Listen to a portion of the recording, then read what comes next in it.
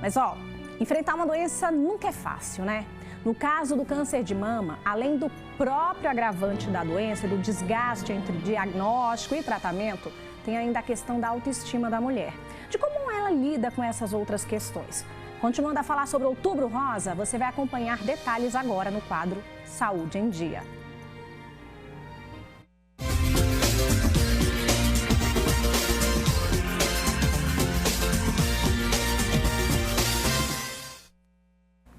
E olha só, gente, nessa tarde de segunda-feira, para começar a semana, estou recebendo aqui o oncologista, Dr. Michel Alves, a jornalista Marcela Nabuco, que passou pelo câncer de mama, e a publicitária Renata Abreu, que está lutando também contra o câncer de mama. Estamos reunidos para a gente começar a semana de uma forma diferente, né? Mostrar a visão de quem passou pela doença, de quem está enfrentando e de um médico para poder mostrar para a gente que juntos podemos ir mais longe, né? Então, como se encara a doença, tudo isso faz parte de um processo. A gente deseja já boa tarde a todos vocês, bem-vindos aqui. Boa tarde a todos. Boa tarde.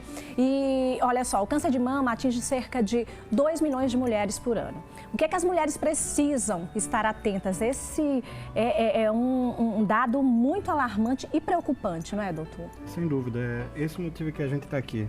O câncer de mama é o tipo de câncer que mais acomete as mulheres em todo o mundo e é a principal causa de morte por câncer nas mulheres em todo o mundo. E a gente sabe que quando feito o diagnóstico numa fase precoce, a chance de cura é enorme. Quando feito o diagnóstico no estádio 1, que é a fase mais inicial do câncer de mama, 95% das mulheres ficam curadas da doença. Então, precisa ter campanha, falar cada vez mais sobre a doença para que a gente possa mudar essa história. Perfeito. E isso é muito importante, porque quando a gente vê, né, nos veículos de comunicação, a gente tendo essa oportunidade de atingir tantas pessoas e falar sobre esse tema, a gente sabe que a gente está fazendo a nossa parte, né? De alguma forma, nós estamos aqui por algum motivo para ser mensageiros aí de todas essas notícias que a gente está falando, como, por exemplo, a Renata. Ela descobriu câncer esse ano e a gente quer saber dela exatamente como é que tem sido o processo em busca da cura, né? Como é que você tem encarado aí esse período? Boa tarde, primeiro. Boa tarde. Agradecer aqui o espaço. Eu acho muito importante, uma coisa que o câncer me ensina, né, tem me ensinado, é que é muito importante realmente falar sobre ele. Quanto mais a gente fala, a gente acaba desmistificando algumas coisas, como, por exemplo, né, aquela ideia de que o paciente em quimioterapia ele tem que ficar trancado, fechado, ele não vive. E aí, doutor Michel chegou aqui, ele até brincou, né, que eu faço lá na clínica. E aí, ele chegou e falou, você já terminou sua químio? Eu falei, não, ainda faltam 3. Ele falou, e você vive na rua, né, assim faz... Então, é isso mesmo. Mas por isso, porque realmente, quando a gente está em tratamento, a gente tem as oportunidades, elas vão continuar aparecendo. A vida segue, né? Muitas vezes a gente tem alguns dos sintomas, então assim, a gente precisa se recolher. Mas é importante que a gente continue tocando nossa vida, porque o que eu percebo é que quanto mais a gente fala, mais a gente encara, né? A gente aceita. Então assim, nós, né, tem um grupo com as meninas, tem os médicos, a gente tem falado muito sobre a importância da aceitação do câncer, de você ter o câncer, de você falar a palavra câncer, porque às vezes a pessoa não quer nem falar. Verdade. Né? E quanto mais a gente vive isso, a gente assume aquela verdade e a gente encara ela de uma forma mais leve, de uma forma mais tranquila. E acho que isso tem me ajudado muito no meu processo de cura. Assim, eu já tô curada, né? Eu já me considero curada. Eu tô terminando a químio, já fiz a minha cirurgia, vou fazer a rádio em novembro, tem 1 mês e pouquinho de rádio, mas assim, quando pergunto eu falo, não, eu já tô curada, já tô curada, e assim, continuo vivendo, e ajudando outras pessoas, comunicando, falando, compartilhando, e isso ajuda muito no processo, sem sombra de dúvida. A Renata, ela tem no Instagram esse contato direto com as mulheres, com as pessoas. A gente tá falando de mulheres, né, porque é um número muito alarmante para as mulheres, mas os homens também podem ser atingidos com câncer de mama, né, doutor? Isso é muito raro. Menos de 1% dos casos de câncer de mama acometem os homens, mas perto do tamanho de mulheres que são acometidas pela doença, se esse número é muito pequeno, mas vai o recado para que os homens também fiquem atentos, assim, diferente das mulheres, não existe um exame de rastreio para os homens, então é que o homem se conheça e que qualquer alteração procure imediatamente o médico. Puxando o que a Renata falou, eu sempre falo para todas as minhas pacientes, a quimioterapia é para permitir que elas vivam, então ninguém quer que a paciente faça a quimioterapia e ela fique presa em casa, não é esse o objetivo. A quimioterapia pode durar 12 semanas, 6 meses, 1 ano, mas o tempo que ela durar é para permitir que a mulher viva cada dia mais. Então, não faz sentido fazer uma quimioterapia e ficar presa no quarto, ficar presa em casa. E cada vez mais a medicina tem evoluído de forma que a quimioterapia tem menos efeito colateral, a gente tem mais remédios hoje para evitar que as mulheres não tenham aquele famoso vômito, que tanto se tem medo, até para queda de cabelo hoje, em algumas situações a gente consegue evitar também. Então eu sempre falo que quimioterapia é vida. As mulheres chegam no consultório achando que vai fazer quimioterapia e vai entrar numa sala que vai para a NASA. Não tem ideia o que é quimioterapia, então isso é muito bom ouvir o que a Renata está falando aqui. E ouvindo aí o depoimento da Renata, a gente percebe que ela acaba compartilhando dessa forma com outras mulheres que até não tem tanta esperança, né? Que recebe diagnóstico e aí ficam retraídas e aí acham que o mundo acabou, que tudo a partir dali vai ser diferente. E essa é uma resposta positiva, né? Assim, quando o paciente consegue encarar a doença, consegue se fortalecer, isso ajuda no tratamento também, não é, doutor? Sem dúvida, o paciente passa por diversas fases. A fase do diagnóstico, principalmente, elas duas podem falar aqui muito melhor do que eu, o baque, que é receber aquele laudo, ir para o médico a primeira vez, saber que está com câncer, que vai fazer quimioterapia. Isso tudo é normal. Uma mulher que não consegue vivenciar tudo isso e passar por essa tristeza, ela não consegue atingir o que essas meninas aqui atingiram, que é ter uma valorização maior da vida, dar uma ressignificação a tudo isso que viveu e é o que vai viver muito mais. Então, essa tristeza faz parte, é o que os psicólogos chamam de vivenciar esse luto. Mas isso é importante para construir essa vida. Sim, olha, a Marcela, inclusive, ela está aqui com a gente e já tem 1 ano que terminou o tratamento. No início, você foi fazer um exame, aí não apareceu nada, mas você sentia que tinha algo. E aí, você continuou fazendo outros exames até detectar o câncer, não foi, Marcela? Foi, isso mesmo. Boa tarde a todos. Obrigada pelo convite. Nós que agradecemos. Eu sempre fui muito cuidadosa comigo. Fazer exames, de procurar médicos. E aí, no autoexame, tomando banho, eu percebi que tinha um nódulozinho ali, que era diferente, não fazia parte do meu corpo. E aí, eu fui procurar, né, os primeiros médicos, e aí fui diagnosticada como um cisto nos primeiros exames que eu fiz. Mas aquilo dentro de mim me dizia que não era aquilo, que eu fosse procurar. Eu lembro bem de uma frase do meu mastologista atual, quando eu disse a ele, a minha intuição dizia que tinha algo errado. E ele disse, no seu caso, não foi intuição não, foi Deus mesmo que te pediu para você ir retornar. Porque pela mama ser grande, né, e o local onde eu estava não ser de fácil percepção no tato. Sim. E aí aquilo me angustiava muito, eu refiz os exames e aí na segunda vez que eu fiz a ultra, o médico percebeu que já tinha algo, estava infeccionado e ele mesmo funcionou. E aí foi quando veio o resultado que era positivo para as células malignas, né, que eu tinha câncer de mama e comecei o meu trajeto. Agora em 2019 eu fiz 1 ano que eu terminei, né, o tratamento, e a gente segue em tratamento, que a gente faz exames de 3 em 3 meses, né, pelo controle. Né, para o controle. Sim. Qual é a maior lição de tudo isso, Marcela? A maior lição, acho que fica pra gente, é a da ressignificação. Todo e qualquer sofrimento, eu acho que são pontos de travessia. No nosso caso, né, o câncer foi uma ponte de travessia, né, e quando a gente chega do outro lado, pode acreditar, é um mundo mais bonito, é um mundo mais colorido. Esses dias a gente tirou uma foto na nossa clínica. Coincidentemente, nós tínhamos os mesmos médicos. E aí a gente tirou uma foto na clínica e a gente tava uma dando língua, a outra sorridente, ela ainda na fase de tratamento, a outra que estava conosco também, e eu indo levar meus exames de 3 em 3 meses.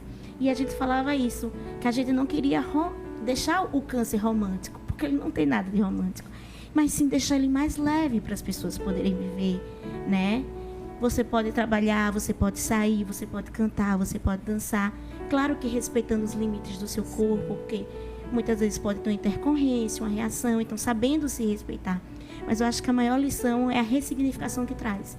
É uma nova vida, né? Uma nova história que você tem o direito, né, de poder construir Sem novamente. dúvida. E quando a gente se aceita, tudo fica mais leve. Quando a gente aceita que a doença chegou e que a gente precisa encarar ela, tudo se torna mais leve.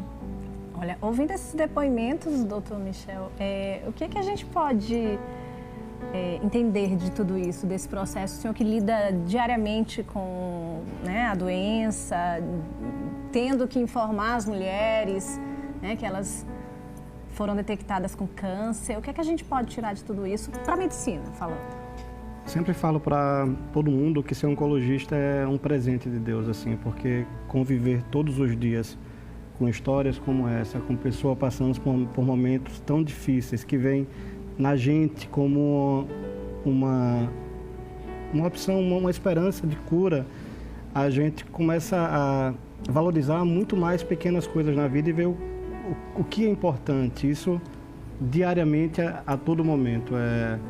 As mulheres que vencem o câncer de mama, que graças a Deus são a maioria delas hoje em dia, eu vejo mulheres completamente diferentes daquelas Sim. que entraram no meu consultório no começo. Sim. E são mulheres melhores, mais fortes, mais bem estruturadas, mulheres que constroem vínculos mais fortes e geralmente mulheres mais felizes.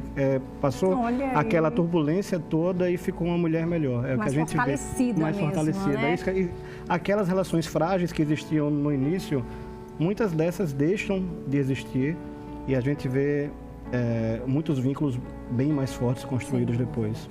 E é interessante que muitas vezes a gente imagina, né, que a mulher, ao receber a notícia, por conta da autoestima, né, os seios, muitas vezes tem que fazer a cirurgia, tem que perder os cabelos por conta do tratamento, então mexe muito com a autoestima da mulher, né?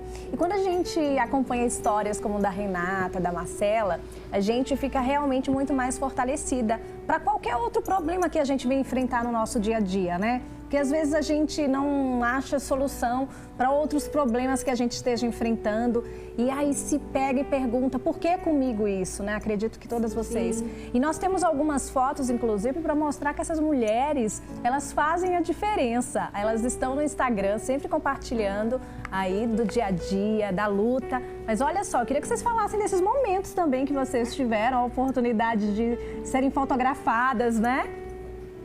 Eu lembro que quando meu cabelo começou a cair, eu sempre falei que a fotografia iria me trazer novamente para mim.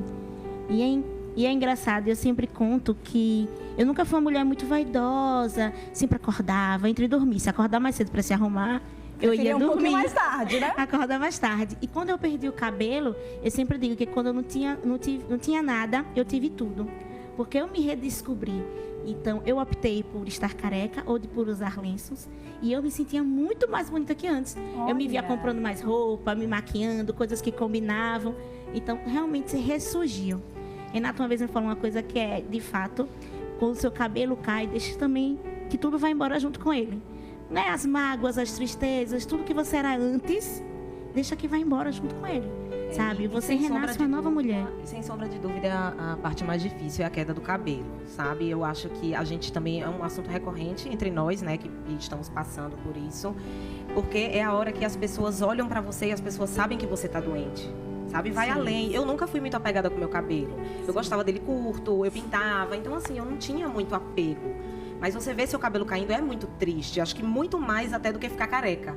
É mais triste você ver seu cabelo caindo, porque de fato você não tem sossego, você tá lá e você vê ele não cai, não são fios, são tufos, assim, é muito, sabe? Cai muito. Então, assim, naquele momento, né, você se vê assim, sem chão. Meu Deus, quem sou eu? Porque a mulher, a gente não nasceu pra se ver careca nunca, né? A gente não nasceu pra se ver careca. E aí eu acho que a gente é obrigada a se reinventar e a ressignificar. E assim, engraçado que sempre, eu acho que sempre acaba aparecendo na vida de mulheres que resolvem, assim, que tem esse estalo de encarar, de passar, convites. Vamos fazer um ensaio, vem aqui fazer uma maquiagem, assim, as amigas se juntam. Então, assim, isso tudo é muito bonito. E a gente está aqui para falar para as pessoas que estão em um momento ruim, Sim. porque a gente sabe que tem muitos momentos ruins, que aquele momento ruim vai passar, sabe? Que é a hora que a gente estreita laço com um familiar, sabe? Aquele parente que estava distante, ele se aproxima, a gente para de ter raiva daquela pessoa que fez raiva pra gente. Então, assim, é um momento da gente olhar pra gente e entender o mundo de uma forma diferente. E eu acho que essas fotos traduzem muito isso, essa coisa do ensaio. E aí você vê que é tudo muito colorido, é tudo muito alegre, muito feliz, porque retrata muito realmente o que essa nossa transformação. Olha, quero dizer que estou feliz demais em abrir a semana falando sobre o assunto, né? E esse ressignificar, que eu acho que ficou para todos nós, né, doutor? Sem dúvida. É uma mensagem realmente que toca todo mundo e que a gente espera que vocês consigam, né? Já que você está passando, você que superou, mostrar a outras mulheres um outro lado da doença também, né? Que a gente possa estar unidas o tempo inteiro e que a gente deixe de perceber tantos detalhes mínimos e dar valor a tantas coisas que futuramente a gente nem vai ter tempo de estar admirando, né? Então, assim, que as futilidades do dia a dia elas sejam supridas por mais amor no coração. É isso que a gente tem que se apegar nesse mês. Doutor, quer deixar uma mensagem para quem está em casa para a gente encerrar aqui essa entrevista? A mensagem que eu deixo é que toda essa campanha do Outubro Rosa se estenda por todo o ano, que a gente sempre coloque em primeiro lugar a nossa saúde, que as mulheres conheçam o seu corpo, se toquem, que qualquer alteração procurem imediatamente o seu médico, que façam os exames solicitados de rotina, que não deixem a saúde para depois. A vida é o nosso principal bem. Então, acho que essa é a principal mensagem. Sem dúvida. Quero agradecer. Muito obrigada, Renata.